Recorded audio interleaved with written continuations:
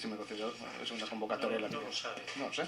Mira, volvió usted a solicitar en el año 2017 una ayuda de 6.000 euros para personas con dificultades especiales, desahucios, adjudicatorias de viviendas de protección oficial, que no es su caso, porque me está diciendo que renunció a ella. En pero 2017. sí se le concede una ayuda de 6.000 euros para la rehabilitación de ese tipo de vivienda. ¿En 2017? En el 2017. Está en la prueba que se ha adjuntado en este acto, señoría, por parte de la defensa, figura usted con una adjudicación de 6.000 euros y entiendo que no cumple ninguno de los requisitos. Esta adjudicación la da la Xunta de Galicia. En 2017. No me acuerdo. No me acuerdo.